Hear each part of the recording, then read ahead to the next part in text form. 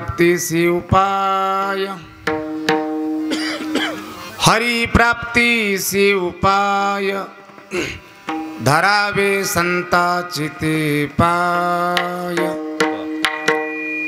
येणे साधती साधने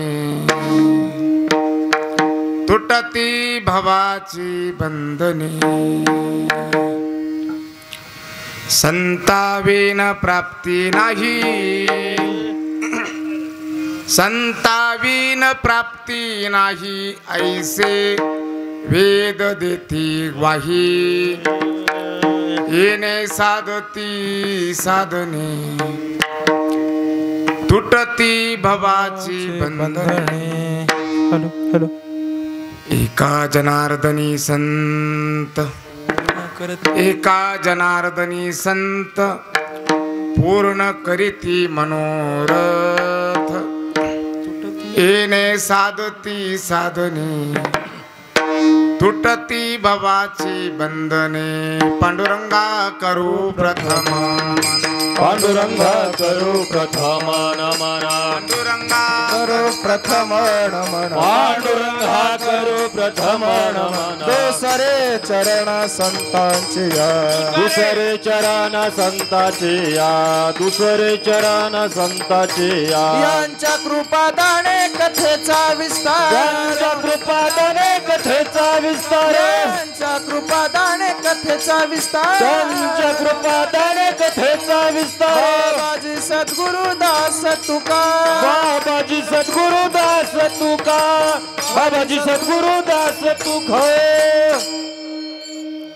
ओम नमोजी अद्या वेद प्रतिपाद्या जय जयाजे स्वसंवेद्यात्मरूपा देवा तोच गणेशो सकलारतमते प्रकाशो मने निवृत्ती दासो अवधारी सुजी जयांचे केलिया स्मरण होय सकळ विद्यांचे अधिकरण तेचे बंधू श्रीचरण श्री गुरूंचे ते नमस्कारोनी आता काय माझी वाणी मानेल संतासी रंजवो चित्तासी आपुलिया माझी वाणी तुझे वर्णी गुणनाम ऐसे देई प्रेम काही कळा मस्तक हे पायावरी वार करी संताचा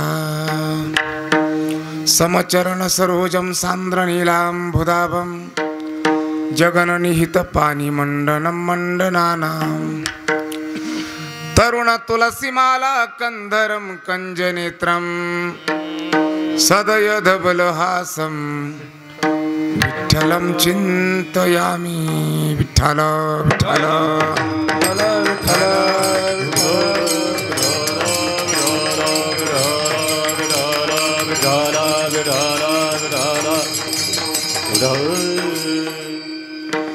हरि प्राप्तीसी उपाय हरि प्राप्तीसी उपाय धरावे संताचे ते पाय येणे साधती साधने तुटती भवाची बंधने प्रस्तुत प्राप्तस्थळी प्राप्त प्रसंगी कीर्तनाच्या सेवेकरिता अर्थात निरूपणाकरिता घेतलेला अभंग हा अनंत कृपा संपन्न विश्ववंद्य विश्वसंत संत श्रेष्ठ शांती ब्रह्म पैठण निवासी संत एकनाथ महाराज यांच्या अभंग संहितेतील अर्थात एकनाथ महाराजांच्या गाथ्यातील देवाच्या प्राप्तीचा उपाय सांगून देणारा अभंग विठ्ठल विठ्ठल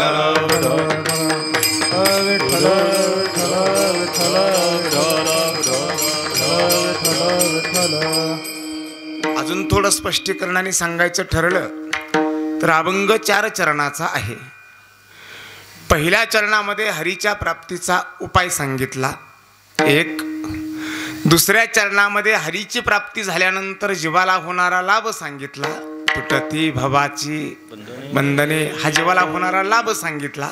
2 संताखेरीज ऐका संताशिवाय देवाची प्राप्ती होऊ शकत नाही असं आम्ही सांगत असताना जर तुम्हाला आमचा विश्वास बसत नसेल तर आम्ही सांगतो ते सोडा म्हणून नाथ महाराजांनी वेदांची साक्ष दिली. 3रं चरण आणि जीवाची जी अंतिम इच्छा ज्याला मनोरथ म्हटलं जातं ते जगाच्या पाठीवर ते संताखेरीज कोणच पूर्ण करू शकत नाही अभंगाचा सरळ भावार्थ. विठ्ठल विठ्ठल विठ्ठल विठ्ठल विठ्ठल विठ्ठल विठ्ठल. चिंतनाला आरंभ करण्यात तत्पूर्वी 2 शब्दाचा परिहार देणं अगत्याने अवश्य आहे. सुंदर असं रामजन्माचं अधिक हनुमान जयंतीचं हे दुहेरी अवचित्त साधून दोन्ही पर्वकाळ एके ठिकाणी साधून समापन्न होत असलेला नामयज्ञ सोहळा अर्थात अखंड हरिनाम सप्ताह म्हणजे इंदापूर गपाटाचे इंदापूर आणि चालू असलेल्या या सोहळ्यातील आजचा 3रा दिवस समस्त ग्रामस्थ संयोजक आयोजक सप्ताह कमिटी सर्वांच्या प्रेमाखातीर सर्वांच्या माध्यमातून ही सेवा माझ्याकडे आली.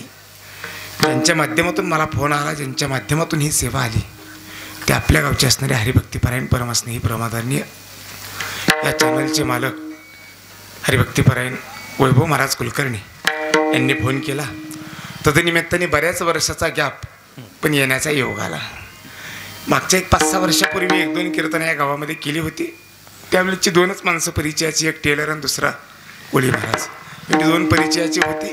तसा फारसा काय परिचय या गावाशी माझा नाही. पण आता परत पुण्यांदा आल्यामुळे ही सगळंच मंडळी एकत्र आली. जेवायला घेऊन जाणारी सगळी तरुण पोरं तिथं असलेली सगळी एकंदरीत बरं वाटलं. वातावरण चांगलं आहे. पण गेल्या वेळेस या ठिकाणी अजून एक कीर्तन केलेलं आहे मी या ठिकाणी याच ठिकाणी बरं का. मला आठवतंय चांगलं. पण त्यावेळेस समाज मात्र भरपूर वाटला होता. आज थोडा कमी दिसला.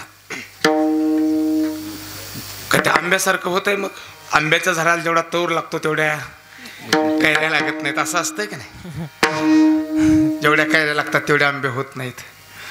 होतात का. जेवढे आंबे होतात तेवढे पुन्हा पक्व होत नाहीत.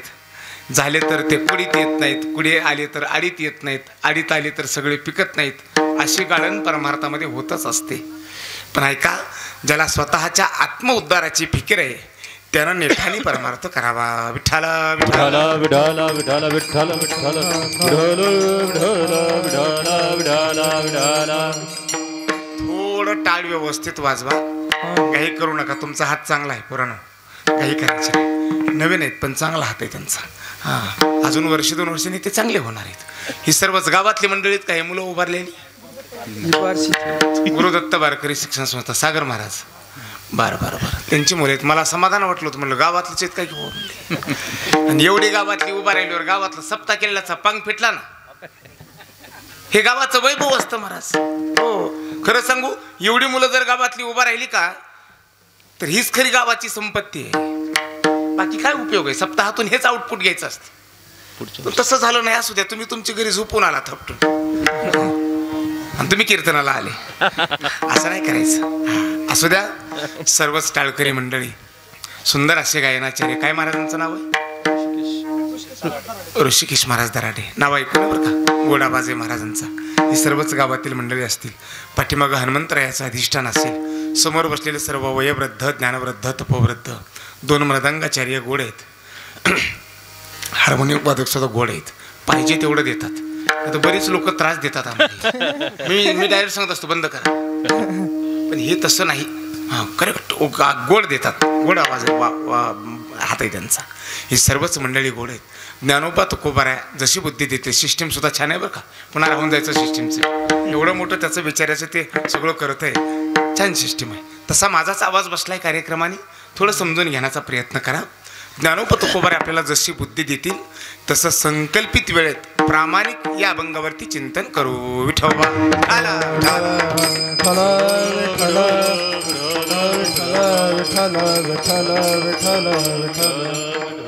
भास्कर फळाच्या परंपरेनं दुपारी कीर्तन केलंय. ती विठोबा रुक्माई म्हणायची सवय आत्ता झाली. भास्कर परंपरेत विठ्ठल विठ्ठल चालत नाही ना. ते म्हणले आमच्या पद्धतीनं करा बाबा. मग ते मध्ये विठ्ठल विठ्ठल म्हणायचं, विठोबा रुक्माई म्हणायचं. तीच पद्धत मला आता सुचली अचानक. असू द्या. जगद्गुरु संत श्रेष्ठ शांती ब्रह्मनाथ महाराजांचा अभंग पाठातला आहे. परिचयाचा आहे. आणि टाळकऱ्यांच्या भजनेकऱ्यांच्या अतिपरिचयाचा अभंग आहे. त्याच्यामुळं अभंग काही अवघड घेतलेला नाही. पण अभंग जरी अवघड नसला तरी त्या भगवंताची प्राप्ती करून घेणं तितकं सोपं नाही. ऐका, किती जरी आपण परमार्थ केला तरी परमार्थ जर आपला संतांच्या अनुषंगाने नसेल तर तो परमार्थ ठरत नाही. तो चुकलेला परमार्थ ठरतो. नीट ऐका. हा, काय असतं बरं का. आम्ही सर्वच मंडळी इथं जमलेली परमार्थच करणारी मंडळी म्हणून तर या धर्ममंडपात आलो. पण एक वाक्य बोलून जातो, ऐका. बहुतांशी परमार्थ करणारी मंडळी ही परमार्थ कसा करतात तर आपल्या मनाला आवडेल तसा परमार्थ करतात. नीट ऐका जरा. आपल्याला जसा आवडतो तसा परमार्थ आपण करतो. शास्त्र सांगतं आपल्याला आवडेल असा परमार्थ करून आपलं भागणार नाही. आपल्या मनाला आवडेल असा परमार्थ केला तर आपला निश्चित अधोगतीला जाण्याचा विषय आहे. काय त्याला प्रमाण? ज्ञानोबराने हरिपाठात प्रमाण दिले. मनोमार्गे गेला तो तेथेच मुकला आणि हरिपाठी स्थिरावला तोची धन्य. म्हणजे संतांनी सांगून दिलेला घालून दिलेला जो मार्ग आहे त्या मार्गाने परमार्थ केला पाहिजे. मार्ग दाबोनी गेले आधी दयानिधी संत किंवा ज्ञानोबराया म्हणतात मार्गाधारे वर्तावे आणि विश्व मोहरी लावावे. मार्ग दावून जे गेले त्या मार्गाने जावं. का बरं? न पडे गुंता कोटे संतांनी सांगितलेल्या मार्गाने जीवानी धोपट जावं बाबा.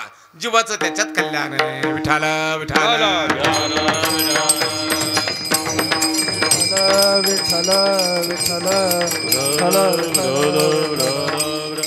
जीवाची इच्छा जगाच्या पाठीवर साधू शिवाय कोणच पूर्ण करू शकत नाही. आजच्या अभंग सांगितले पूर्ण करीती मनोरथ.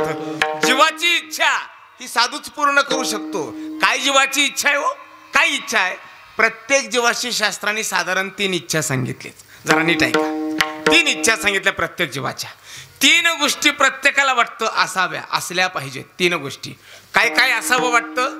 त्या 3 गोष्टीत पहिली गोष्ट आहे आपण ज्ञानी असावं असं प्रत्येकाला वाटतं. 1 आपलं जीवन ज्ञानी असावं. 1 आपण अमर असावं. 2 आणि आपण सुखी असावं. 3 प्रत्येक जीवाची इच्छा आहे महाराज. मी अज्ञानी असावं असं कोणाला वाटतं का? 3 गोष्टी प्रत्येकाला असाव्या वाटतात. काय? आपण ज्ञानी असलो पाहिजे. 1 आपण अमर असलो पाहिजे. 2 आणि आपण सुखी असलो पाहिजे.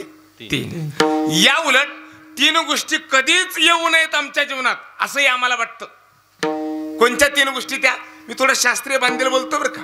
नीट ऐका जरा. ही प्रक्रिया शास्त्रीय. 3 गोष्टी असाव्या वाटतात त्या सांगितल्या. पण 3 गोष्टी जीवाला कधीच नसाव्या वाटतात. त्या नसाव्या वाटणाऱ्या 3 गोष्टी सांगू. प्रत्येक जीवाला वाटतं अज्ञान नसलं पाहिजे. 1 मरण नसलं पाहिजे. 2 आणि दुःख नसलं पाहिजे. 3 म्हणजे असावं वाटतं त्या 3 गोष्टी आल्या. कोणत्या कोणत्या? गेलं का विसरून? आता अजून शब्द बदलू थोडा म्हणजे तुम्हाला कळेल. पाहिजे. पाहिजे मध्ये 3 गोष्टी आल्या आणि नको मध्ये 3 गोष्टी आल्या. पाहिजे मध्ये काय काय आलं? ज्ञान पाहिजे. 1 सुख अमरत्व पाहिजे. 2 आणि सुख पाहिजे. 3 या पाहिजे मध्ये आल्या. आणि नको मध्ये बी 3 गोष्टी आल्या. कोणत्या कोणत्या? अज्ञान नको. 1 दुःख मरण नको. नाही प्रक्रिया नीटच सांगावी. अज्ञान नको. 1 मृत्यू म्हणजे मरण नको. 2 आणि दुःख नको. 3 बरं का नको? त्याची कारण सांगतो. ऐका त्याचं कारण काय. म्हणजे अज्ञान नको ज्ञान पाहिजे. 1 मृत्यू नको अमरत्व पाहिजे. 2 आणि दुःख नको सुख पाहिजे. 3 प्रत्येक जीवाची प्रत्येकाची इच्छा आहे. हा प्रत्येकाची इच्छा आहे. बरोबर. आपल्याला वाटतं का मला दुःख व्हावं? इथं बसल्यापैकी कोणाला वाटतं मला दुःख व्हावं? कोणालाच वाटत नाही महाराज. कोणालाच वाटत नाही. प्रत्येकाला सुख सर्वाय रुच्यते. प्रत्येकाला सुख अपेक्षित आहे. सुखासाठी करी शीतळ. सुखासाठी प्रत्येकाचा प्रयत्न आहे महाराज. बरोबर आहे. हा आता सुख कुठं आहे त्याचा ठिकाणा आपल्याला माहित नाही. मी आज सकाळी काल्याला अभंग घेतला होता. सुखरूप ऐसा दुजा कोण सांगा. ही काल्याचा अभंग सकाळचा. कोण सुखरूप आहे तुझा? माझ्या पांडुरंगा सारिके ते. पांडुरंग सुखरूप आहे. देव सुखरूप आहे. एक देव सोडला का बाकी दुःख बांधवडी आहे हा संसार. जाऊ द्या. प्रत्येक जीवाला वाटतं दुःख नको सुख पाहिजे. मरण नको अमरत्व पाहिजे आणि अज्ञान नको ज्ञान पाहिजे. असं वाटण्याचं मूळ कारण काय? विठ्ठल विठ्ठल विठ्ठल विठ्ठल विठ्ठल ज्ञान पाहिजे, अज्ञान नको. कशासाठी? मरण नको, म्हणजे अमरत्व पाहिजे, मृत्यू नको, हे एक. आणि सुख पाहिजे, दुःख नको, असं वाटण्याचं काय कारण? त्याचं एकच कारण आहे. जरा नीट ऐका, सैद्धांतिक कारण सांगतो. प्रत्येक जीवाचं मूळ स्वरूप सत आहे, म्हणून त्याला अज्ञान नको. प्रत्येक जीवाचं मूळ स्वरूप चिद आहे, म्हणून त्याला मृत्यू नको. आणि प्रत्येक जीवाचं मूळ स्वरूप आनंद आहे, म्हणून त्याला दुःख नको. ही शास्त्रीय परिभाषा आहे. नाही कळलं तुम्हाला? हे डोक्यावरून जाण्याचाच विषय, पण असू द्या. प्रत्येक जीवाचं मूळ स्वरूप सत आहे. आपण असताना ज्ञान स्वरूप आहे. आपण येताना, दुसरा शब्द वापरू का? आपण असताना ज्ञान स्वरूप, हे जड जाईल. आपण असताना मुक्तच आहे. बळे झाला बद्ध घेऊनिया छंद, माझे माझे घेऊनिया छंद, माझे माझे घेऊनिया छंद, माझे माझे घेऊनिया छंद.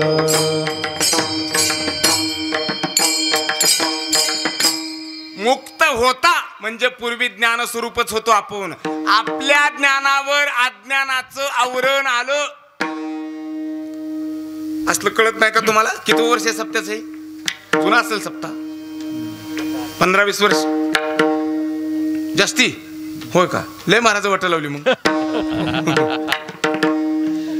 असू द्या. आपल्या ज्ञानावरती अज्ञानाचं आवरण तयार झालंय. ते आवरण गेल्याशिवाय ज्ञानाची प्राप्ती होत नाही. आणि खऱ्या ज्ञानाची प्राप्ती झाल्याशिवाय मी कोण आहे याचा परिचय होत नाही. आणि मी कोण आहे हे कळाल्याशिवाय आपण ज्याला मी म्हणतो हे जात नाही. आपण खोट्या मीला धरून बसलो म्हणून खरा मी आपल्याला अजून कळलेलाच नाही. आपण कोण आहे हे आपल्यालाच माहित नाही महाराज. हो, जाऊ द्या, तिकडे जायचं नाही. फक्त जीवाकडचं अज्ञान जावं. जीव लय अज्ञानी हो. जीवाकडे किती प्रकारचं अज्ञान आहे? जीवाला जीवाचं अज्ञान आहे, जीवाला जगाचं अज्ञान आहे, जीवाला देवाचं अज्ञान आहे, जीवाला मी कोण आहे याचं अज्ञान आहे, जीवाला जग काय आहे याचं अज्ञान आहे, आणि जीवाला परमात्मा नावाची वस्तू काय आहे याचं बी अज्ञान आहे. जीवाला मी कोण आहे कळत नाही, जीवाला जग काय आहे कळत नाही, आणि जीवाला देव म्हणजे काय आहे हेही कळत नाही. काही न कळणं हे अज्ञानाचं लक्षण आहे. कळतंय का? काहीच न कळणं अज्ञानी कोणाला म्हणायचं? काहीच न कळणं याला अज्ञानी म्हणायचं. 3 प्रकार सांगतो सोपे, म्हणजे तुम्हाला कळेल. जगामध्ये एक वर्ग अज्ञ आहे, दुसरा वर्ग तज्ञ आहे, आणि तिसरा वर्ग सर्वज्ञ आहे. अज्ञ कोणाला म्हणतात, तज्ञ कोणाला म्हणतात, आणि सर्वज्ञ कोणाला म्हणतात? ऐका. एकातलं सगळं कळतं, एकातलं सगळं कळतं, त्याला तज्ञ म्हणा. उदाहरण देऊ. नेत्ररोग तज्ञ, त्याला डोळ्यातलं सगळं कळतं पण कानातलं कळत. हृदयरोग तज्ञ, त्याला हृदयातलं सगळं कळतं, पोटाचं कळत. म्हणजे एकातलं सगळं कळतं त्याला तज्ञ म्हणा, सगळ्यातलंच सगळं कळतं त्याला सर्वज्ञ म्हणा, आणि कशातलं काहीच कळत नाही त्याला अज्ञ म्हणा. हे बी कळलं नाही तुम्हाला? म्हणून तर आमचे महाराज म्हणायचे अज्ञानी वेगळा आणि अज्ञानातला अज्ञानी वेगळा. आपल्याला काहीच कळत नाही हे झालं अज्ञान, आणि आपल्याला काहीच कळत नाही हेही ज्यांना कळत नाही हे झालं अज्ञानातलं अज्ञान. नाही कळलं? दृष्टांत देतो, भजन करा. विठ्ठल विठ्ठल विठ्ठल विठ्ठल विठ्ठल विठ्ठल विठ्ठल विठ्ठल विठ्ठल. एका शाळेवरती शाळा तपासणारे अधिकारी अचानक आले शाळा तपासायला. ग्राउंडमध्ये गाडी दिसली, साहेबांची गाडी आली. म्हणली की सगळे थरथर भ्यायला लागले मास्तर लोक. साहेब उतरले, हेड ऑफिसला गेले नाही, डायरेक्ट 4थीच्या वर्गात प्रवेश केला.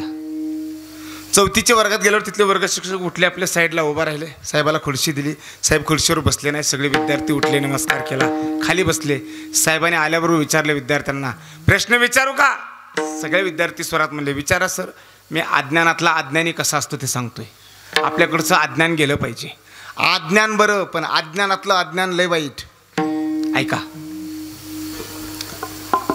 विचारू का प्रश्न? म्हणले विचारा की सर. सहज साहेबांनी विचारलं, सांगा मुलांनो, शिवधनुष्य कोणी मोडलं? प्रश्न काय विचारला?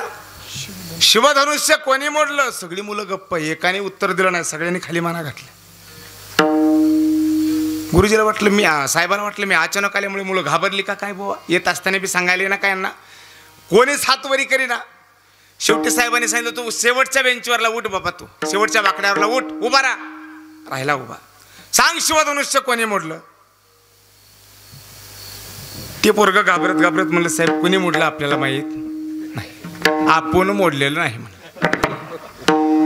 अज्ञान जीवाचं लक्षण सांगतोय तुम्हाला, आपण मोडलं नाही. त्या मुलांनी तसं उत्तर दिल्यावर त्या साहेबांनी मास्तरकडे बघितलं, विचारलं, काय सर काय म्हणताय ते पोरग? शिवधनुष्य कोणी मोडलं? तर ते म्हणतं, काय की बाबा कोणी मोडलं आपल्याला माहित नाही म्हणतं. असं कस काय? गुरुजीने उत्तर दिलं, साहेब अख्ख्या वर्गात तेवढंच पोरग गरीब आहे म्हणले, ते मोडायसारखं नाही.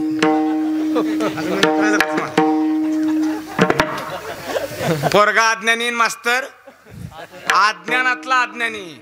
मला मगापासून बोलताना तसंच वाटायला लागले, तुमचा रिस्पॉन्सच ना काय. म्हणून त्या अज्ञानापेक्षा अज्ञानातले अज्ञान आहेत का काय तुम्ही? मग जरा नीट ऐकायला शिका. विठाला विठाला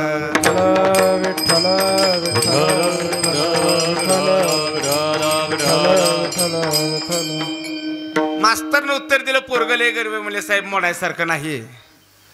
काय बोलावं त्या मास्तरला? साहेब डायरेक्ट वर्गातनं बाहेर हेड ऑफिसला गेले. हेडमास्तर उठले, म्हणले बसा साहेब. काय बसा म्हणले? चौथीच्या वर्गावर गेलो होतो, पोराला विचारलं शिवधनुष्य कोणी मोडलं? ते म्हणतं, काय की बुवा. मास्तरला विचारलं, मला वर्ग शिक्षाला, ते म्हणतं, लय गरीब पोरग, ते मोडायसारखं नाही. कोणी मोडलं म्हणले? मग हेडमास्तरला विचारलं, ते म्हणलं, असं आहे काय? तुम्ही काळजी करा नका साहेब, इथं बसा म्हणले, पाणी प्या. सगळी मुलं फायलावर घेतो म्हणला, अशी बुडवून काढतो, कोणी मोडलंय आत्ता लगेच कळते.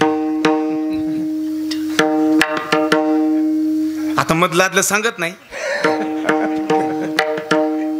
प्रकरण डायरेक्ट BO BDO पर्यंत नाही, शिक्षण मंत्र्यापर्यंत गेलं. आता त्यावेळेस शिक्षण मंत्री कोण होते मला तरी काय माहित. शिक्षण मंत्र्यापर्यंत पोहोचलं. शिक्षण मंत्र्याला सांगितलं, साहेबांनी अहो अमक्या इंदापूरची शाळा म्हणले, त्या चौथीच्या वर्गात गेलो. काय सांगायचं म्हणले? मी विचारलं शिवधनुष्य कोणी मोडलं? पोरगा असं सांगते म्हणले. मास्तर अशी उत्तर देतात, कोणी मोडलं त्यांना सांगता येईना. शिक्षण मंत्र्यांना सांगितलंय, ओ साहेब गप बसा म्हणले, आंदोलनावर आंदोलन, मोर्चावर मोर्चे चालूच आहेत म्हणले, इलेक्शन जवळ आले, उगा काहीतरी खुसपट काढू नका म्हणले. केवढ्याचं होतं तुमचं शिवधनुष्य? कोण म्हणतंय? शिक्षण मंत्री. केवढ्याचं होतं? केवढ्याचं बी असू द्या म्हणले, दुप्पट बजेट टाकतो, 2 करून घे, पण तुझं तोंड बंद कर. वाईट वाटलं त्याला. तो म्हणला, आपण आपल्या कामावरनं राजीनामा द्यायचा व्हा म्हणला, नको आपल्याला हे कामच नाही. प्रामाणिक माणसाला वाईट वाटतं महाराज. गाडीत बसला आणि घराकडे निघाला, जाताना कोरा पेपरच घेतला, गेल्या गेल्या घरी जायचं म्हणला, पहिलं म्हणला पाणी पिण्या अगोदर राजीनाम्याचा अर्ज लिहून टाकायचा. घरी आला, लाल बुंद डोळे झालेले, कागद लिहायला घेतला, बायको पाणी घेऊन आली. विचारलं, खाऊ एवढे रागात आज? त्यानं सगळी हकीकत सांगितली. त्याला वाटलं जाऊ द्या, कोणीच उत्तर दिलं नाही, बायकोला तरी विचारू म्हणला शेवटचं, तू तरी सांग म्हणला, कुणी मोडलंय? जर तू सांगितलं तर म्हणला राजीनामा देत नाही, पण तो नाही सांगितलं तर निश्चित देणार म्हणला. कुणी मोडलंय शिवधनुष्य म्हणला? सांग. आतापर्यंत सगळ्याला विचारून आलो, कोणीच सांगितलं नाही म्हणला. आणि कुणी मोडलं म्हणल्यावर बायको पाणी घेऊन आली ती तांब्यात, असा तांब्यात तिनं टेबलवर दन दिसणे आदळला. बायकोला विचारलं तिनं, कुणी मोडलंय म्हणल्यावर असा आदळला. आणि बायको त्याला म्हणले, आपण करायचं दुसऱ्यावर ढकलायची तुमची पहिलीच चाल आहे की. असं म्हणणं कळलं का तुम्हाला? तर मिळाले. अगदी सगळे अज्ञानातले अज्ञानी, अज्ञानातले अज्ञानी, अज्ञानातले अज्ञानी. ह्या अज्ञान जीवाचं बरोबर जर अज्ञान जीवाचं आयुष्य गेलं तर कधी ज्ञानाची प्राप्ती होणार आहे? त्या जीवाकडचं अज्ञान गेलं पाहिजे. आणि ह्या अज्ञानाची एक कमाल सांगतो तुम्हाला, ऐका. ही अज्ञानाची कमाल आहे. काय कमाल आहे? शेवाळा निर्माण कुठं होतो? विहिरीमध्ये. समजा विहिरीत शेवाळा निर्माण झाला, बिगर पाण्याच्या विहिरीत शेवाळा निर्माण होतो का? होत नाही. पाणी असणाऱ्या विहिरीतच शेवाळा निर्माण होतो. म्हणजे शेवाळ्याला आश्रय कोणाचा आहे? तर पाण्याचा आहे. पाण्याच्या आश्रयाने शेवाळा निर्माण होतो आणि पाण्याला झाकून टाकतो महाराज. पाण्याला दिसू देत नाही.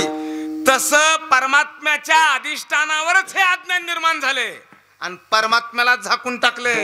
आम्हाला देवच दिसाना, जग दिसतंय आम्हाला. जग, देव दिसतो का? देव दिसत नाही.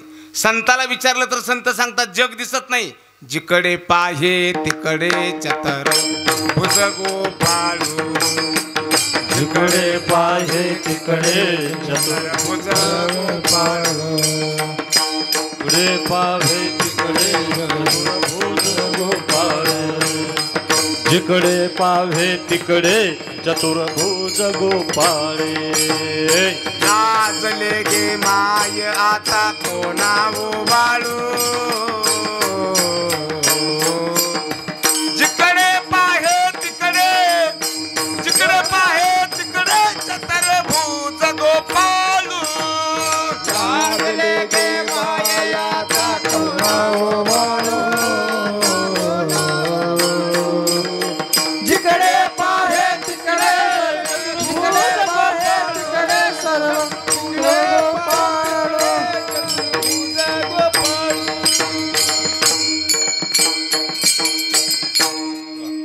लाजले गे माय आता कवना ओवाळू, जिकडे पाहे तिकडे चतुर्भुज गोपाळ. संत म्हणतात पाहवं तिकडे आम्हाला देव दिसतोय. हरीची आदासा हरिदाही दिशा, भावे जैसा तैसा हरी. बघावं तिकडं सर्वा घट्टी राम, देहादेही एक. सर्वा घट्टी राम, देहादेही एक. सूर्य दुसरी प्रमाण देऊ का? विठ्ठल जळी स्थळी भरला, विठ्ठल जळी स्थळी भरला, रीता ठाव नाही उरला. ही संताचा अनुभव आहे. अजून प्रमाण देऊ? येरू मने काष्टी पाशानी सकळ, येरू मने काष्टी पाशानी सकळ, येरू मने काष्टी पाशानी सकळ, येरू मने काष्टी पाशानी सकळ. आहे वनमाळी जेथे तेथे, आहे वनमाळी जेथे तेथे, येरू मने काष्टी पाशानी सकळ, येरू मने काष्टी पाशानी सकळ. आहे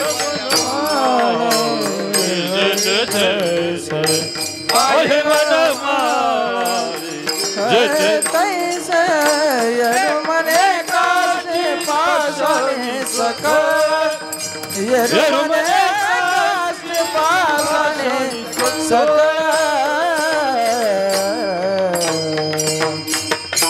सर्व ठिकाणी देवच आहे.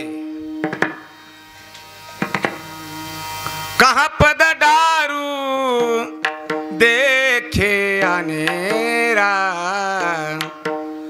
देखे तो सब वहीने घेरा. कुठं पाय ठेवू? संत तुलसीदास म्हणतात जिथं पाय ठेवावा तिथं आम्हाला देवच दिसतोय. ईश्वर अंश जीव अविनाशी, चेतन आमल सहज सुख राशी. पाहावं तिकडं देवच आहे आणि आपल्याला बघावं तिकडं जग दिसतं महाराज. याचं अनेक कारण आहेत. जाऊ द्या, मला तिकडं जायचं नाही. आपल्याला खरं दिसत नाही, खोटं दिसतंय. आणि संताला खरं दिसतंय, खोटं दिसत नाही. हा, त्याला साधं एक, जाऊ द्या आता वेळच नाही, पण सांगतो जाता जाता ऐका. आपल्याकडचं अज्ञान गेलं पाहिजे आणि अज्ञान जाण्याचं काम संताच्या मार्फत होत आहे. साधं उदाहरण देऊ. लग्नामध्ये लग्न लागेपर्यंत ब्राह्मण बुवा नवरा नवरीच्या मध्ये काय धरतात? अंतरपाठ. हे नाव जरी अंतरपाठ असलं तरी तो पडदाच आहे की पडदाच आहे, लक्षात ठेवा. हा, मंगलाष्टका पूर्ण झाल्यानंतर, विधी झाल्यानंतर तो पडदा निघतो आणि ब्राह्मण बुवानी गाठ मारली की दोघाला जीवनामध्ये एकत्र येण्याचा अधिकार प्राप्त होतो. मधला पडदा निघाल्याशिवाय जीव व ब्रह्माचं ऐक्यच होत नाही. अज्ञानाचा पडदा मधला निघावा लागतो, लक्षात घ्या. आणि ते अज्ञान घालवण्याचं काम साधूशिवाय दुसरं कोण करत नाही. संताच्या मार्फत ते काम होते. आपल्या ठिकाणी असलेलं जे अज्ञान आहे ते संत घालवतात आणि देवापर्यंत सुलभ पद्धतीने आपल्याला घेऊन जाण्याचं काम संत करतात. संताशिवाय देवाच्या प्राप्तीचं काम दुसरं कोणच पूर्ण करू शकत नाही. अभंगाचं पहिलं हरि प्राप्ति से उपाय, हरि प्राप्ति से उपाय, हरि प्राप्ति से उपाय, हरि प्राप्ति से उपाय, हरि प्राप्ति से उपाय, हरि प्राप्ति से उपाय, हरि प्राप्ति से उपाय, हरि प्राप्ति से उपाय, धरावे संताचे ते पाय. हरी प्राप्तीचे उपाय. आपल्याला उपाय सांगितला. बाकीच्या उपायाच्या भानगडीत पडू नका. आणि नका पडू गबाळाचे भरी. आम्ही सांगतो ते करा. धरावे संताचे ते पाय. हा, संताच्या चरणाला जर आपण धरलं तर विना सायास विना कष्ट देवाची प्राप्ती होते. कारण काय बरं? देव त्यांच्या अंकित आहे, लक्षात घ्या. संताचं देव ऐकतो, संताच्या अंकित राहतो, लक्षात घ्या. म्हणून संत सांगतील त्याला देवाची प्राप्ती होते. तुकोबा एकनाथ महाराज सांगतात बाकीच्या भानगडीत पडू नका. एक ज्ञानोबरायांनी ते सांगितलं हरिपाठात. संताचे संगती मनोमार्ग गती, अकळावा श्रीपती येणे पंते. आणि तुकोबराया सुद्धा म्हणतात संताखेरीज कोण नाही बरं का प्राप्ती करून देत.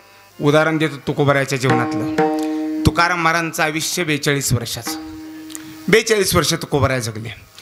असं घडलं होतं महाराज. घडतानीच तुकाराम महाराज वैकुंठामध्ये होते. पांडुरंग परमात्म्याने तुकोबरायाला सांगितलं, तुकोबराया माझं एक काम आहे. म्हणले काय? तुम्ही वैकुंठ लोक सोडा आणि मृत्यू लोकात जा. तुकाराम महाराज म्हणले का रे देवा? मी वैकुंठाला आलोय. वैकुंठाला येण्यासाठी काय सायास करावे लागतात ते आम्हाला माहिती आहे, तुला काय माहिती आहे देवा? मोठ्या सायासाने प्रयत्नाने कष्टाने वैकुंठ प्राप्त करून घेतलंय. येऊन बसतो ना बसतो तर तुम्हाला खाली लावायला लागला. नाही जाणार देवा.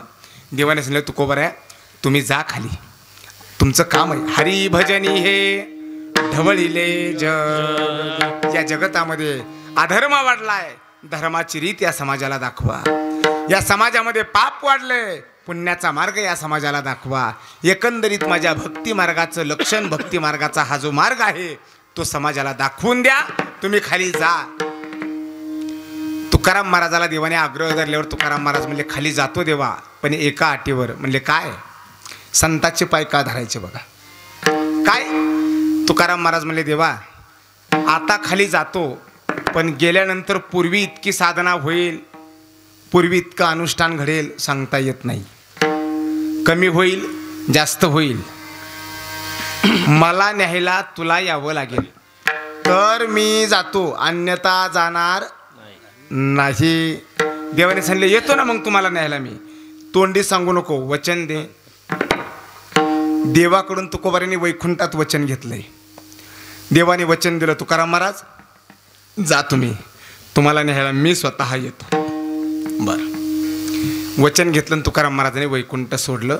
प्रमाण सगळ्याचं पाठे. आम्ही वैकुंठवासी आलो याची कारणासी, बोलिले जे ऋषी साच भावे भरताया. काय बोलिले? झाडू संताचे मार्ग, आडराणी भरले जग. हे सगळंच्या सगळं कारण सांगितलं. तुकाराम महाराज इथं आले.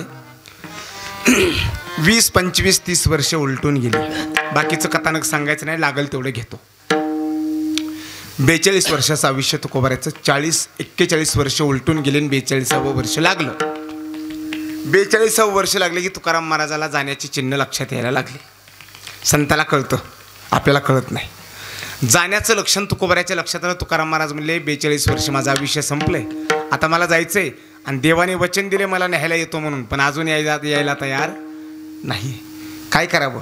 माझा निरोप देवापर्यंत कोण पोच करेल? तुकाराम महाराज म्हणले देवाला विसर पडला प्रमाणे तसं गात्यात, समरतासी नाही उपकार स्मरण आणि दिल्या आठवण वाचोनिया. मला जे दिलेलं वचन याचा देवाला विसर पडला असेल म्हणून तर देव मला न्यायला येणार. आता देवाला मला न्यायला ये म्हणून कोण निरोप देईल, कोण निरोप देईल, माझा निरोप देवापर्यंत कोण पोचू याचा तुकोबारा विचार करायला लागले. आणि तुकाराम महाराजच्या लक्षात आलं माझा निरोप एक जण देवापर्यंत पोचवू शकतो बाबा. कोण? त्याचं नाव आहे गरुड. कारण देवाचं वाहन गरुड आहे. आणि तुकाराम महाराजांच्या जीवनात तुकोबाऱ्याचा जिवलग मित्र कोण असेल तर गरुडच आहे. तुकाराम महाराज म्हणले देवाचं वाहन आहे गरुड, त्याच्यामुळं माझा निरोप देवापर्यंत गरुड पोचवू शकतो. म्हणून तुकाराम महाराज घाई घाई गेले. सर्वांना माहित आहे गरुडाचे पायी, गरुडाचे पायी, गरुडाचे पायी, गरुडाचे पायी, वेळा वेळा डोई, वेळा डोळे, वेळा डोळे, वेगी आनावा तो हरी, आनावा तो हरी, वेगी आनावा तो हरी, आनावा तो हरी, आनावा तो हरी, आनावा तो हरी, वेगी आनावा तो हरी, आनावा तो हरी.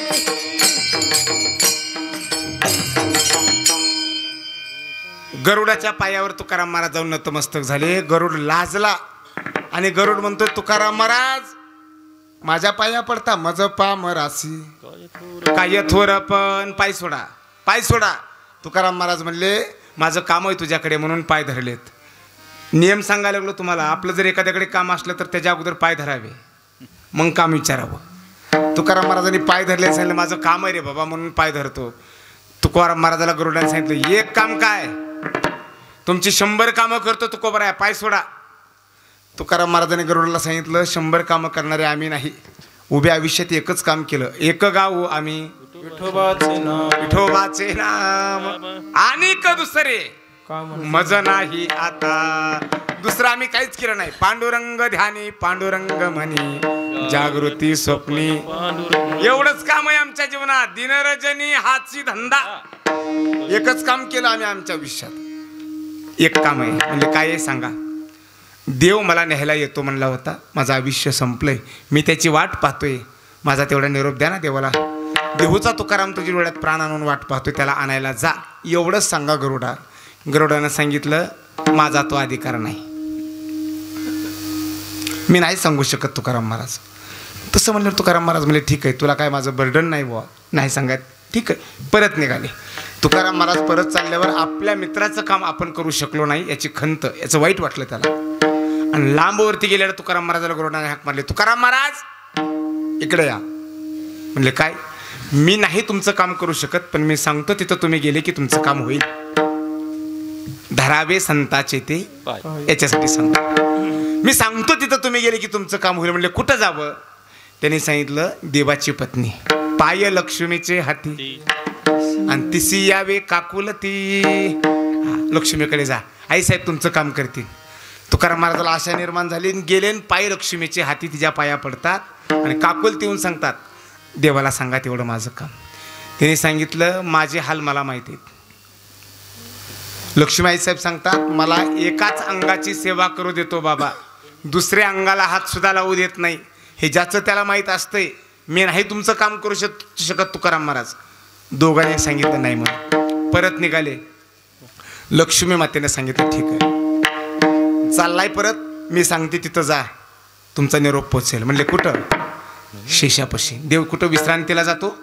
देव जिथं झोपायला विश्रांतीला जातो ते शेषापाशी, शेषापाशी जा, तुमचं काम होईल. तुकाराम महाराज पुन्हा लक्ष्मी मातेपासून तुका म्हणे शेषा जागे करा ऋषिकेशा. त्याला गारानं सांगितलं, त्यानं सांगितलं मी बी नाही काम करू शकत. 3 ठिकाणी नाट लागला. तुकाराम महाराज म्हणले आता कोणाला सांगायचं? नाही आला ठीक, नाही आला ठीक, सरळ देहूची वाट धरली. आणि वाट पाऊल वाट होती महाराज. माळरान होतं, आडरान होतं, कोण चितपाखरू नाही अशा ठिकाणी तुकाराम महाराज चलतात चलतात अचानक तुकाराम महाराजाला भजनाचा आवाज आला.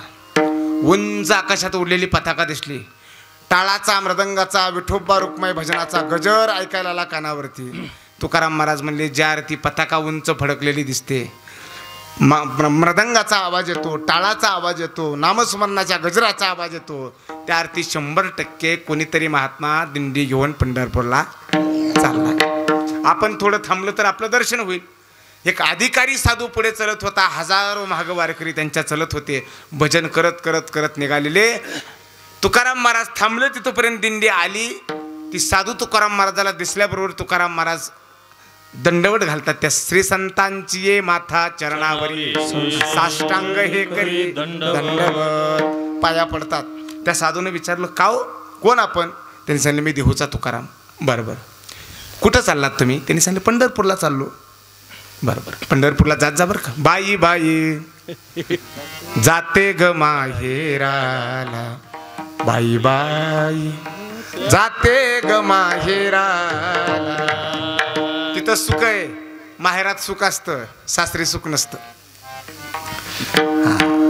संतांनी सांगितलं, आमचं माहेर कोणचं आहे? माझे माहेर पंढरी. पंढरी, हा, तिथं गेले की सुखच आहे. नाचत जाऊ त्याच्या गाभारे खेळ्या, सुख देईल विसावार. तिथं सुख आहे महाराज. असो, पंढरपूरला चाललो म्हणले. बरं बरं बरं. तुकाराम महाराज म्हणले, माझं एक काम करता का? म्हणले, काय? देव मला न्यायला येतो म्हणून देवाने वैकुंठात वचन दिलंय. माझं आयुष्य संपलं व जवळ आलंय जाणं. देवनं मला न्यायला येत नाही. तेवढं गेल्या गेल्या देवाला निरोप द्याचाल माझा.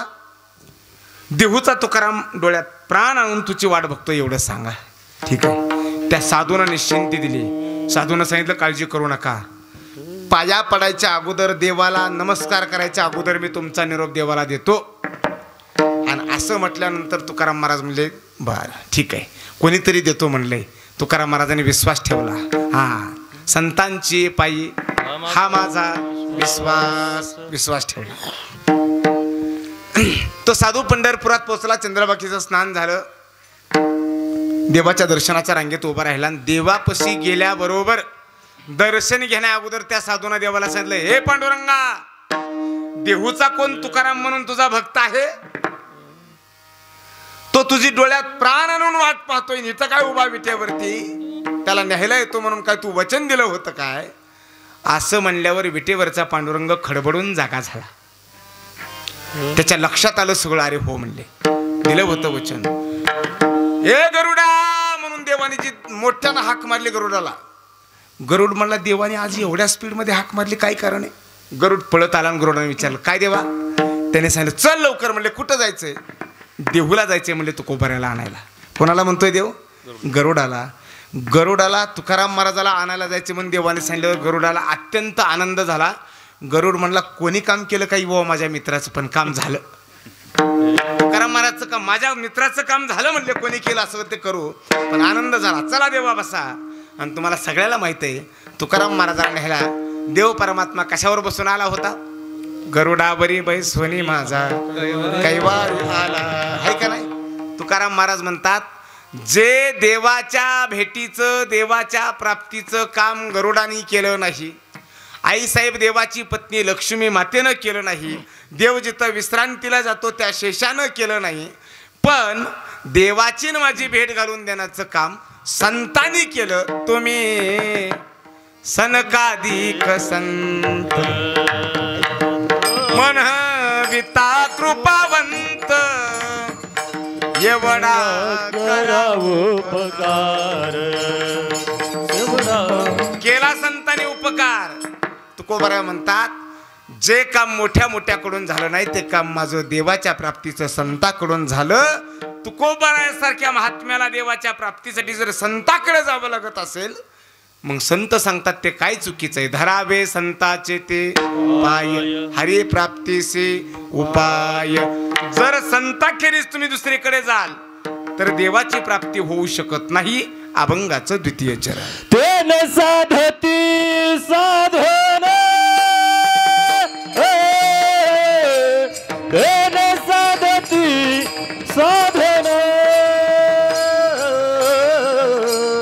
तेने साधती साधन तेने साधती साधन तेने साधती साधन तेने साधती साधन तेने साधती साधन तेने साधती साधन तेने साधती साधन तेने साधती साधन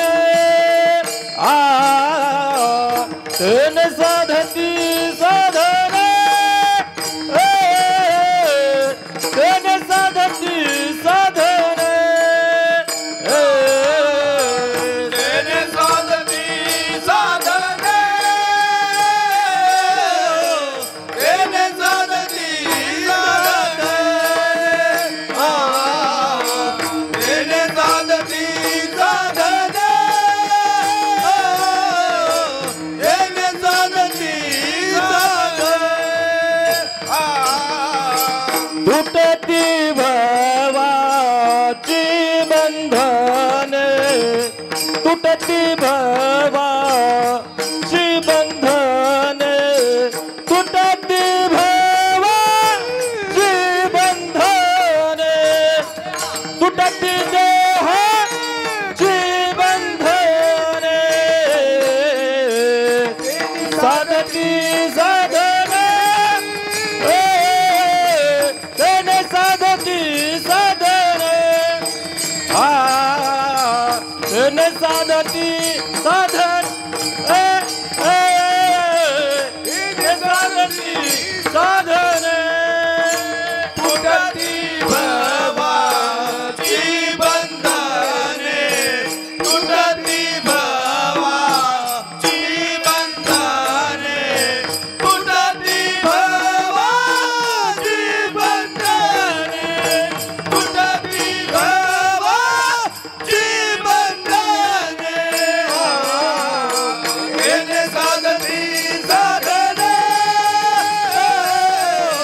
तेने साधती साधन तेने साधती साधन तेने साधती साधन विठाला विठाला विठाला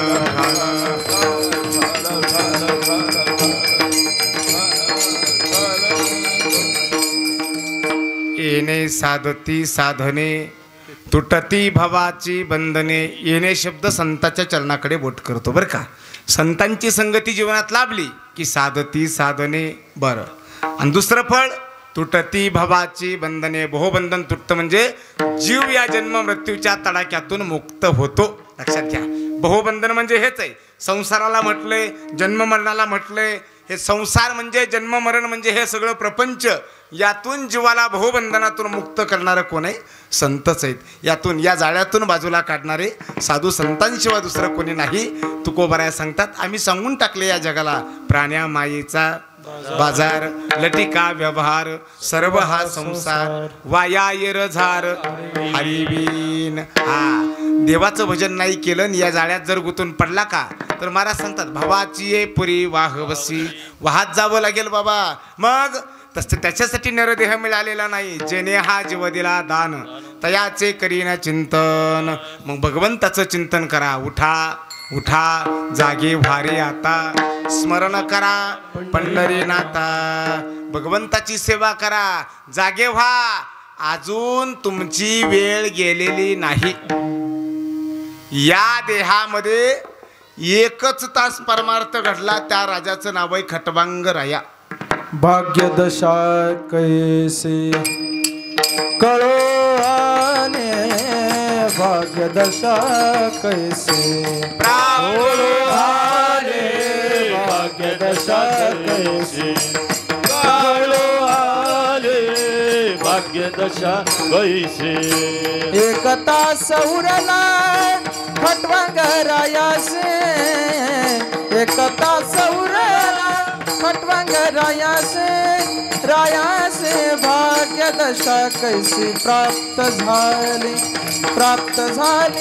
भाग्यदशा कैसी प्राप्त झाली एकता समोरला खटवांगरायासे एकता समोरला खटवांगरायासे रायासे भाग्यदशा कैसी प्राप्त झाली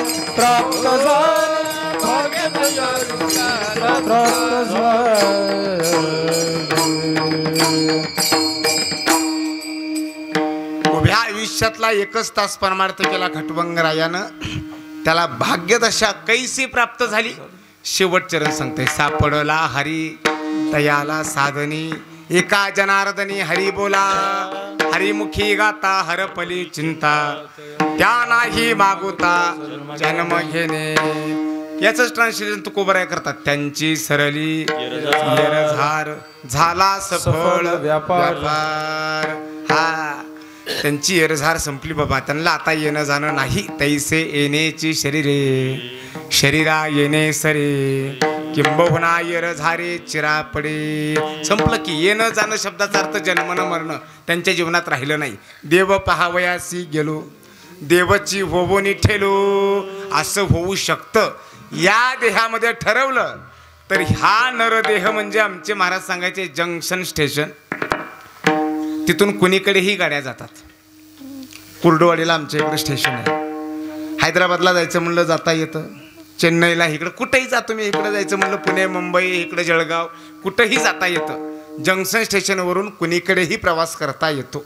हा, तसा नरदेह मनुष्य देह म्हणजे जंक्शन स्टेशन आहे. या देहामध्ये ठरवलं तर नरकाला जाता येतं, ठरवलं तर स्वर्गाला जाता येतं, ठरवलंच तर पुन्हा नरदेहाला मनुष्य योनीत येता येतं. आणि याच्याही पलीकडे ठरवलं तर मुक्तही होता येतं. विठाला विठाला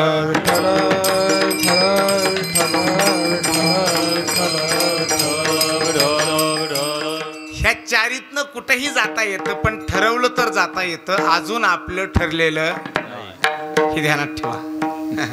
अजून आपलं ठरलेलंच नाही. कुठं जायचं हे अजून ठरलंच नाही आपलं. हा, आता त्याची कारणं लय येते, पण ती कारणं तुमच्या डोक्यावरून जातील. म्हणून मलाच सांगायचं कळणार नेमकं कसं सांगावं. खोल सांगायला गेलं तर तुमच्याकडून काहीच रिप्लाय येत नाही. कुठं जायचं हे कधी ठरतं सांगू का? कुठून आलोय हे कळावं लागतं, तेव्हा कुठं जायचं हे ठरत असतं. आपल्याला कुठून आलो हे माहित आहे का? नाही माहीत. ज्याला कुठून आलोय हे माहीत नाही त्याला कुठं जायचं हे बी कळत नसतं. अहो, कुठून आलोय हे माहीत नसलं तर नसू द्या, पण सध्या कुठं एवढं तरी माणसाला कळावं. आपण कुठं हेही माणसाला कळेना आणि कुठं जायचं हे बी माणसाला माहीत नाही. हा, जिथून आलोय तिथं पोचायचं असेल. कुठून आलो आपण? देवापासून आलो. आणि देवापाशीच पोचायचं असेल तर स्वतंत्र पोचता येत नाही. धरावे संताची ते येणे साधती साधने. संताकडे जावं लागतं महाराज. हो, तुमचा माझा संताच्या संगतीत उद्धार होतोय असं समजायचं कारण नाही. कुणी बी जाऊ द्या संताकडे, कुणी बी जाऊ द्या. इतर योनीतला गेला तरी तो मुक्त होतोय महाराज संताच्या संगतीत. रेडा ज्ञानोबराच्या संगतीत आला आहे का नाही? हा, वेद रेड्यामुखी बोलाविला. त्याला रेडा म्हणता येतं का? रेडे महाराज म्हणावं लागतं का? संगतीत ज्ञानोबरायची. बरोबर आहे का नाही? हा, खांबाचं मंदिर उभं राहिलं ज्ञानोबराच्या संगतीत. खांबा आला, आले फट्याला खांबाचं मंदिर उभं राहिलं, संगतीत ज्ञानोबराची लागली. आलं का लक्षात माझं म्हणणं? हा, चालविली जड भिंती, त्या भिंतीचं मंदिर उभं राहिलं का? ज्ञानोबराच्या संगतीत आली. संताच्या संगतीत जड जरी आले तरी उद्धरून जातंय. आपण चेतन नाही की, लक्षात घ्या. पशु पक्षी येऊ द्या ते बी उद्धार पावतात. हो, सांगू द्रष्टांत भजन करा. विठाला विठाला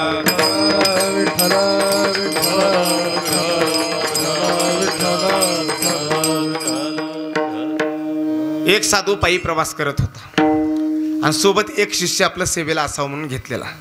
जुन्या काळात प्रवास करताना संध्याकाळी दिवस मावळला की कोण्यातरी गावामध्ये आश्रय करायचा रात्रभर, पुन्हा उठून जायचं. गाव चांगलं असेल 2-4 दिवस निवांत तिथं राहायचं. बरं का? मंदिरामध्ये जाऊन मंदिरामध्ये टेकवलं आपलं ते सगळं सामान एका गावात. आणि संध्याकाळच्याला आपल्याला तांदूळ आणावे लागतील, डाळ आणावी लागेल. म्हणून दोघं मिळून किराणा दुकानला गेले बरं का.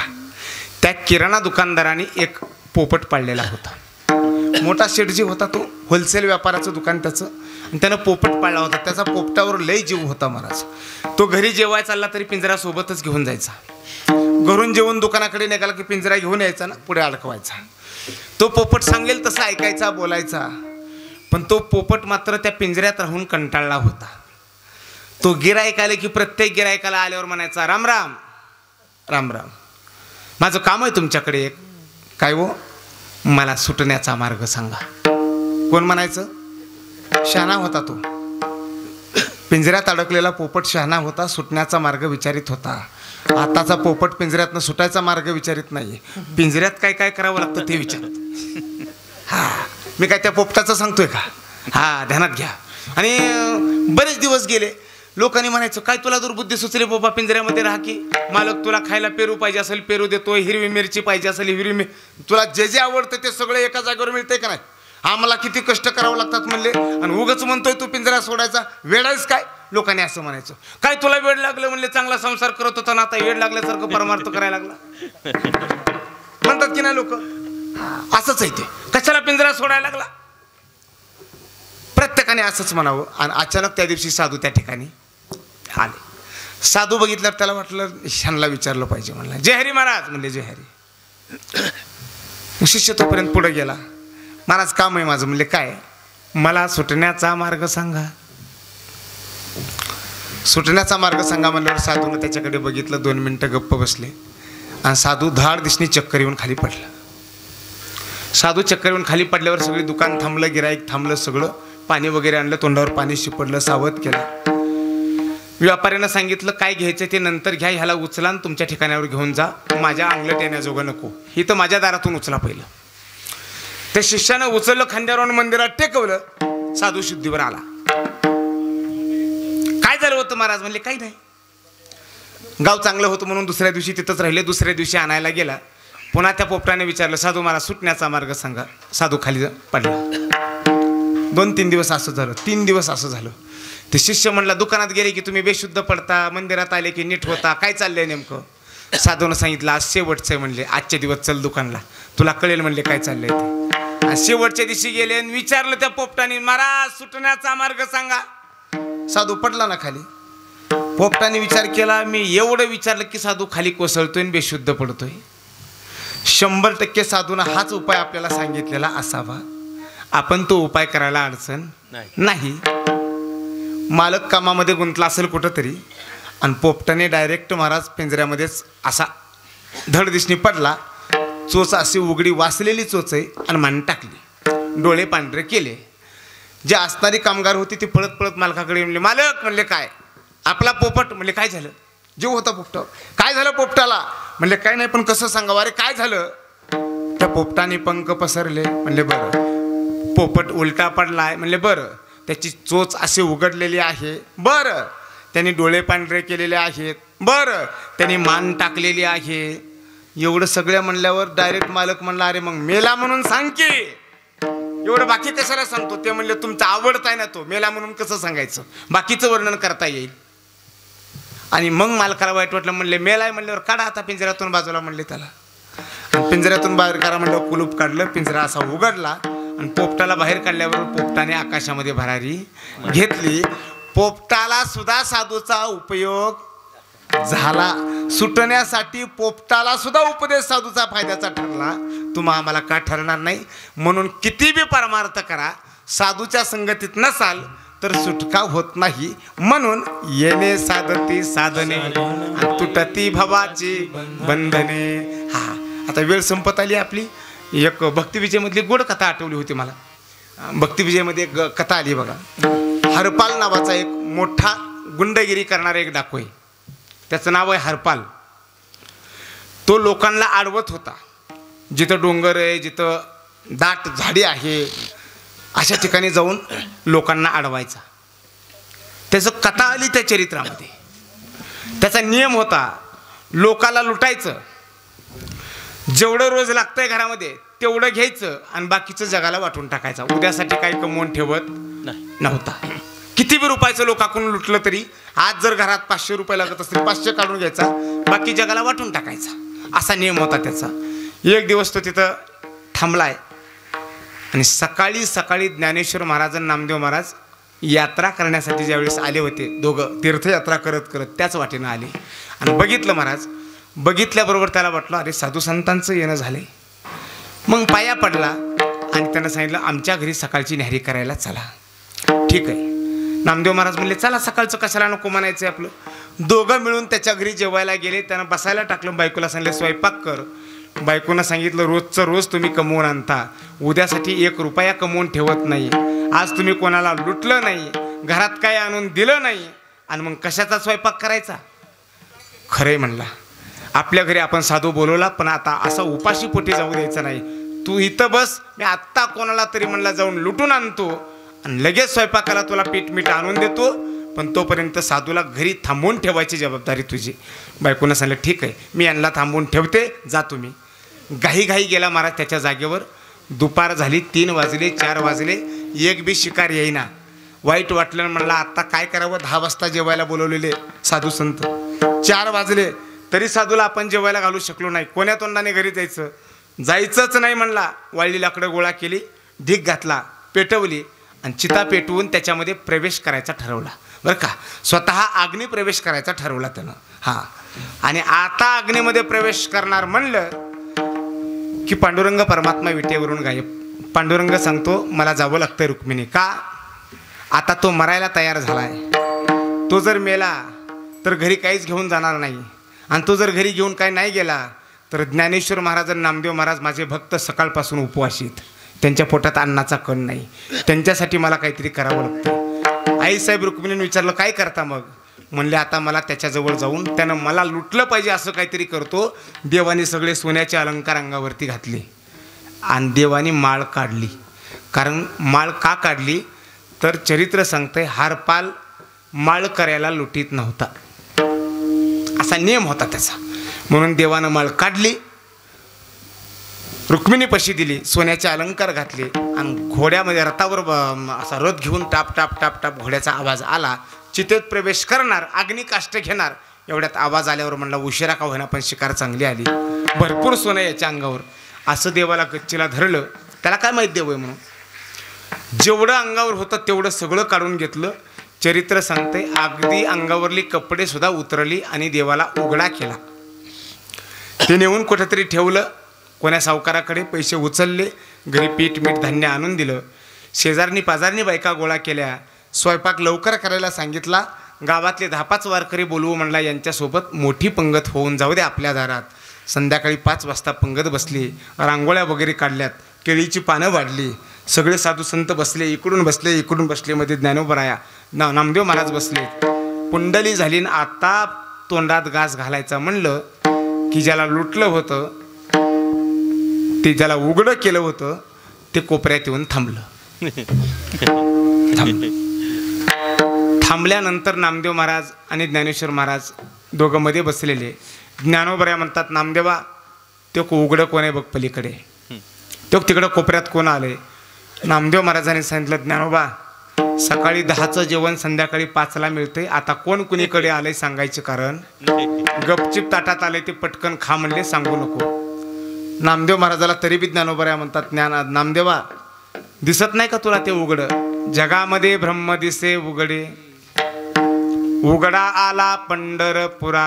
दिसत नाही का तुला ते उघडं. नामदेवाला दिसच ना. याची तात्विक लक्षणं लय आहेत, मला ती सांगायची नाहीत. नामदेवाला का दिसलं नाही, ज्ञानोबाला का दिसलं, त्याची कारणं आहेत. देव ज्ञानाने दिसतो, देव ज्ञानाने दिसतो पण प्राप्त होत नाही. प्राप्त नामाने होतो, हे त्याचं कारण आहे.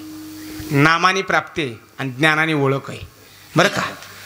बराच वेळ झाला आणि दिसना म्हणून नामदेव महाराज म्हणले हरपालमध्ये असा पंगतीत फिरत होता, कोणाला कमी कोणाला जास्त. हरपाल इकडे. नामदेव महाराज विचार काय ते उघडं कोण आले म्हणले, त्याला इकडे बोलव. त्यानं बघितलं. हरपाल म्हणला काय बाबा म्हणला, जेवू तरी द्यायचं होतं. आता ह्या लोकांनी तोंडात असून घास घातला नाही म्हणला, आणि ह्या उघड्यानं जर ओरडून सांगितलं मला लुटून हे सगळं आणलंय, कोण खाईल. खाणार नाहीत म्हणला. जरा 10-20 मिनिटं उशिरा आलास तर काय बिघडत होतं. पण वृत्ती दरोडेखोराची.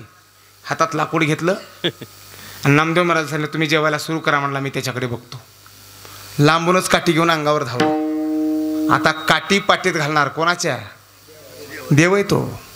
देवाच्या पाटीत काठी घालणार एवढ्यात ताटावरून ज्ञानोबराय उठले आणि ज्ञानोबरायने त्याचा काठीचा हात असा मागच्या मागं धरला. त्याला सांगितलं, वेड आहे का काय हरपाल? म्हणले, तुझ्याला मारायला लागला तो कोणी नाही, दुसरा तिसरा नाही, तो अनंत कोटी ब्रह्मांडाचा धनी पंढरीश परमात्मा पांडुरंग आहे. देवा द्या याला दर्शन. नामदेव महाराजांनी सांगितलं, मगाच मी सांगितलं संताचं देव ऐकतो, द्या याला दर्शन म्हणल्यावर भगवंताने खरं स्वरूप प्रगट केलं. सुंदर ते ध्यान उभे विटे बरी करकटावरी ठेवून या, तुळसी हार गळा कासे पितांबर असं रूप प्रगट केलं. आणि मग हरपालने देवाकडे पाहिलं. आता माझं एकच वाक्य मुद्द्याचं तेवढं अभंगाला लागतंय ते घ्या. हरपालनं बघितलं देवाकडं. कोणाकडे बघितलं? देवाकडं. देव समोर आहे, हरपाल इथं आहे आणि ज्ञानोबराय इकडे आहेत. बघितलं देवाकडं आणि हरपालनं स्वतःचं डोकं ज्ञानोबरायच्या चरणावरती धाड दिसणी टाकून दिली आणि मिठी मारली ज्ञानोबरायच्या चरणाला. बघितलं कोणाकडं? देवाकडं. आणि मिठी कोणाच्या चरणाला मारली? ज्ञानोबरायच्या. ज्ञानोबरायने त्याचे दोन्ही हात धरून वरी उचललं. म्हणले, वेडाय का रे हरपाल? देव तुझ्या समोर आहे आणि माझ्या काय पाया पडतो? देव तुझ्या समोर उभा आहे आणि माझ्या काय पाया पडतो? म्हणलं. हरपालनं सांगितलं, तसं जरी असलं येणे साधती साधने. कळलं का नाही माझं बोलणं? येणे साधती साधने संत दर्शनी हा लाभ आणि पद्मनाभ जोडीला. तुमच्यामुळं देवाची प्राप्ती झाली, नंतर माझ्यासारख्या वाईटातल्या वाईटाला देवाची प्राप्ती होईल काय? पण इतका वाईट जरी असला तरी संताच्या संगतीत आला की देवाला दर्शन देणं भाग पडतं. म्हणून तुकोबाराया म्हणतात, ज्ञानोबाराया म्हणतात, नाथ महाराज म्हणतात, आपण कसंही असू द्या खटनट यावे आणि शुद्ध भोबोनी जावे. हरिपाटणा एकनाथ महाराज तेच सांगतोय, नरात वा नारी होका दुराचारी मुकी गाता हरी पवित्र तो पवित्र ते कुळ. किंवा ज्ञानदेव म्हणे नाम जपा हरीचे परंपरा त्याचे कुळ शुद्ध. भगवंताच्या नामचिंतनाने संताच्या संगतीनं त्याचा उद्धार एकट्याचा नाही, त्याच्या कुळाचा पवित्रची होय देह त्याचा. स्वतःचा देहच नाही, मातृ पितृ भ्राता सगोत्र अपार चतुर्भुज नर होऊन ठेला. मागच्या 21 पिढ्या, पुढच्या 21 पिढ्या, 42 पिढ्याचा उद्धार भगवंताच्या नामचिंतनाने आणि साधू संताच्या संगतीने होतो. म्हणून वाईटातला वाईट जरी असला तरी इथून पुढे तरी संताच्या संगतीत यावं आणि संताच्या संगतीमध्ये आला की महाराज सांगतात देवाची प्राप्ती त्याला होते. आणि जर किती बी परमार्थ केला आणि किती बी बऱ्या पंढरीला गेला आणि किती बी बऱ्या काशी केली, काशीला बी जातील की लोक. तुमच्याकडे गेली का नाही काय की, पण आमच्यातली 2-2, 3-3 बऱ्या काशी करून आली. किती बी बऱ्या जा, देव भेटत नाही. लक्षात घ्या, देव भेटत नाही. पण संतापाशी गेलं का न लगे हिंडणे मुंडणे ते काही साधनाची नाही आटाआटी. विशेष हा लाभ संत संगे. संताच्या संगतीत गेलं की देव भेटतो. म्हणून येणे साधते साधने तुटती भवाची बंधने आणि संताविन प्राप्ती नाही. मी सांगतोय म्हणून नाही, ऐसे वेद देते वाही. वेदांनी सुद्धा सांगितले, उरदौ भाऊ प्रवक्ष्यामी न कश्चित शृणोति मी. दोन्ही हात दोन्ही भाऊ उभारून वेद सांगतात, संताला शरण जा, संताला शरण जा. नामदेव महाराजांनी तेच सांगितलं, कलियुगात साधू थोर जाना, साधू थोर जाना, साधू थोर जाना. कलयुगी सहज रीतीने संताकडे गेले की आपल्याला देव भेटत असेल तर कशाला सायास करायची गरज आहे? काहीच करू नका, फक्त संत संगती करा, संताच्या संगतीत राहा, आपल्या सगळ्या इच्छा पूर्ण होतील. अभंगाचं एक चरण आपण पाठीमागं ठेवले. तत्पूर्वी सगळ्यांना विनंती, हाताने टाळी मुखाने नाम.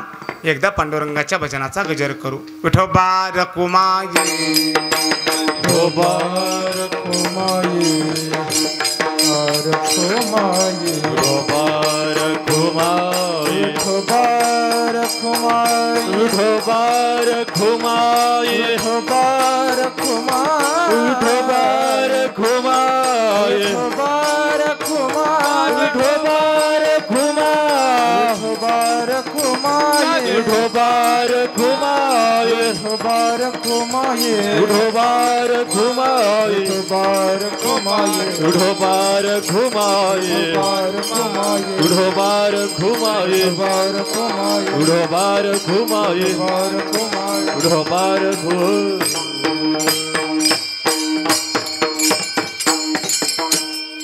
संताच्या संगतीत जा, संताच्या संगतीत जा, याचा अर्थ काय घ्यायचा नेमका? संत सांगतात ते ऐकत चला, याला संताची संगती म्हणतात. संतांनी सांगितलंय का नाही, हरिमुखे म्हणा, हरिमुखे म्हणा म्हणलं पाहिजे. संतांनी सांगितलंय का नाही, कर टाळी बोला मुखी नाम, टाळी वाजली पाहिजे, मुखाने भजन झालं पाहिजे. संतांनी सांगितलंय का नाही, कंठे मिरवा तुळसी घातली पाहिजे. संतांनी सांगितलंय का नाही, पंढरीची वारी करा, होय होय वार करी, पाहे पाहे रे पंढरी. हे संत सांगतात ते जीवाने ऐकावं, म्हणजे संताची संगती केल्याप्रमाणे असतं. हो, महाराज सांगतात, संतांनी सांगितलंय तुळशी माळ गळ्यामध्ये घाला, घातली पाहिजे. संतांनी सांगितलंय व्रत एकादशी करा, केली पाहिजे.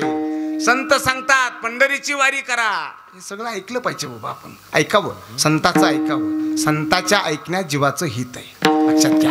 हिताचं सांगणारं दुसरं कोणच नाही, फक्त साधू हिताचं सांगतो. या जगामध्ये आपलं हितचिंतक कोण असेल तर फक्त साधू आहे. येतो कळवळा मनहुनी, आपला कळवळा फक्त त्यांनाच येतो. हा, तुकोबाराया म्हणतात, काय सांगू आता संताचे उपकार. संताचे उपकार लय जीवावरती, आपल्यावरती.